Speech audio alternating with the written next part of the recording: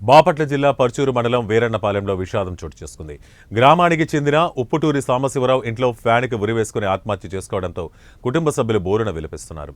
వీరన్నపాలెం గ్రామానికి చెందిన ఉప్పుటూరి సాంబశివరావు 5 ఎకరాల పొగాకు వేశాడు. సాగు కోసం కావాల్సిన పెట్టుబడిని అప్పు తెచ్చుకున్నాడు. పొగాకు పంట ఇంటికి వచ్చిన తర్వాత దానిని కొనుగోలు చేసేందుకు ఎవరూ రాలేదు. దీనికి తోడు ఇతను కొంతకాలం అనారోగ్యం పాలు కూడా కావడంతో ఇబ్బందులను తట్టుకోలేక ఆత్మహత్య చేసుకున్నట్లు కుటుంబ సభ్యులు తెలిపారు. సమాచారం అందుకున్న గ్రామ రెవెన్యూ అధికారి సంఘటనా స్థలానికి చేరుకుని వివరాలు నమోదు చేసుకున్నారు.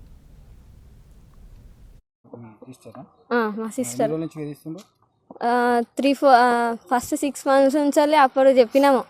చెప్తే ఇక వాళ్ళ డాడీకి చెప్పినాం. వాళ్ళ డాడీకి చెప్తే మేము చూసుకుంటలే అన్నాడు. మళ్ళీ ఇక మొన్న ఇన్స్టాగ్రామ్లో టార్చర్ స్టార్ట్ చేసిండు. అది ఇట్లా అని మెసేజ్ పెట్టిండు.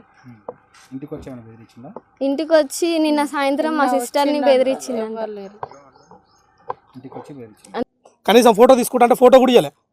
నాకు డౌట్ ఏంటంటే మామూలుగా చిన్న మొబైల్ పోయినా ఏదైనా పోయినా కానీ మనం కంప్లైంట్ ఇస్తాం. కంప్లైంట్ ఇచ్చినప్పుడు దాన్ని స్కాన్ చేసుకొని రిసిప్ట్ ఇవ్వాలి.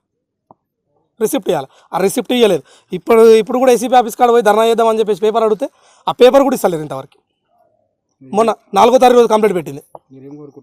కోరుకోవడం లేదు. ఖచ్చితంగా ఇప్పుడు నా బిడ్డ చావడానికి కారణము ఈ పోలీసు వాళ్ళే, ఐదున్నర పోలీసు వాళ్ళే.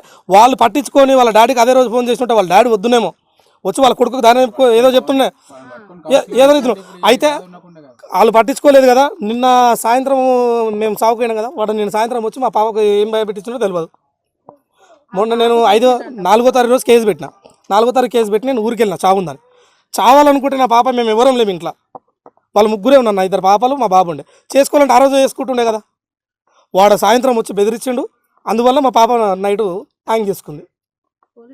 దీనికి అసలు మనం సొసైటీలో ఉన్నామా లేకపోతే ఏదైనా అడవిలో ఉన్నామా? కనీసం కొట్టుకున్నారు అని చెప్పి ఎవరైనా కొట్టుకున్నారని తెలిస్తేనే పోలీసులు ఎంబడే పిలుస్తారు. ఎందుకు? దానికి డబ్బులు వస్తాయనా? కాంప్రమైజ్ చేసుకుని డబ్బులు వస్తాయి. ఇట్లాంటి దానికి డబ్బులు రావు. డబ్బులు రానప్పుడు పట్టించుకోరు. అదే ఇది కనీసం మానవత్వంతో అరే ఇట్లా పాపలు 2 ఎడవిలను తీసుకొని పోలీస్ స్టేషన్కి వచ్చిండే, మరి ఎందుకు వచ్చిండు వాడిని పిలిపిద్దాము లేకపోతే వాళ్ళ నాన్నకు ఫోన్ చేద్దాము అని మాట్లాడాలి. కానీ నువ్వు కేసే